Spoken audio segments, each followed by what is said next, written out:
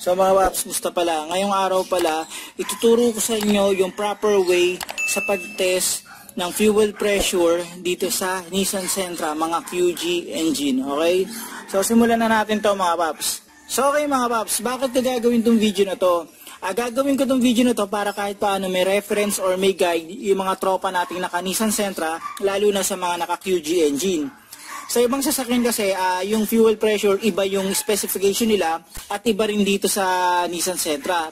Sa ibang sasakyan din, iba yung way ng pag-test dito, medyo may konting pagbabago lang, may konting gagawin lang. Para kahit paano, yung mga nakatropa natin naka-QG engine, alam nila kung anong tamang fuel pressure at madali nilang ma-isolate kung may problema sa fuel lines nila. So simulan na natin dito mga paps. So sa pag-test ng fuel pressure, kailangan ng fuel pressure gauge. Ito, yung ganito. Yung iba natin mga tropa, ang ginagawa nila, nagsiset up mismo sila ng fuel pressure gauge dito sa sasakyan nila. Bumibili sila ng bukod na ganito, mga fittings, para ma-set up nila at malaman nila yung fuel pressure. Pero sa mga nagka-troubleshoot, ginagawa nila, hindi nila sineset up mismo ng permanente. Ginagawa nila, tinatanggal na lang nila. So sa pag-test ito, eto, meron dalawa yan. Eto at saka ito. Kukunin natin nasa gitna. Yan. Ito yung mga linya sa sa fuel lines. Ito tulo yan. Niluwagan ko na to mga paps. Tapos silahin lang natin to. Okay? Medyo may katigasan to. Tsaga-tsagayin nyo na lang nakatanggalin.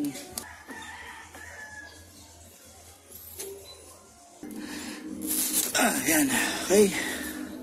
So, tanggal ko na. So okay mga paps, ganyan ang setup niya. Nakita nyo? Yung isang linya dito sa kabilang side, yan. Tapos yung isang out nito, lalagay ko lang dito.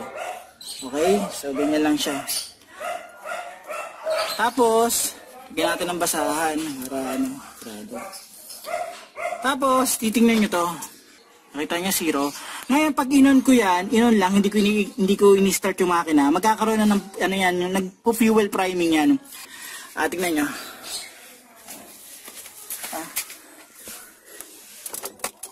Yan.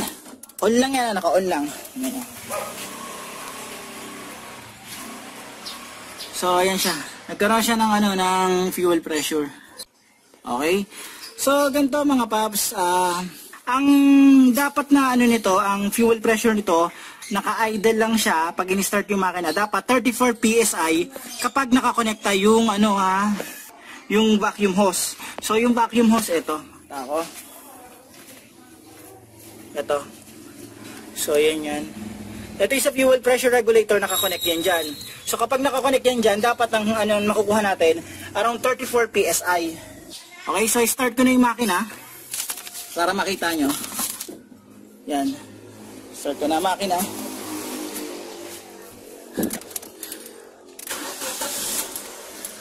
Yan.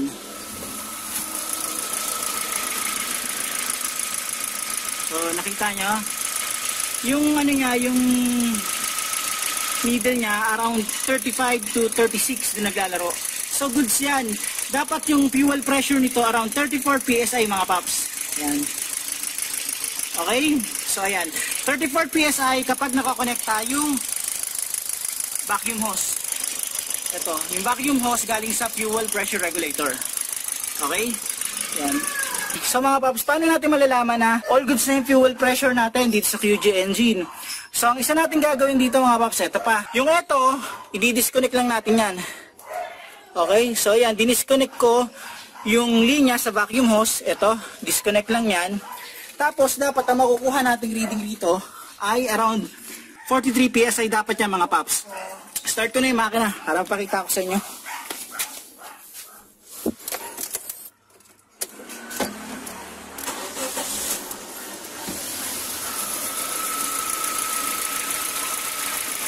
So, ayan siya.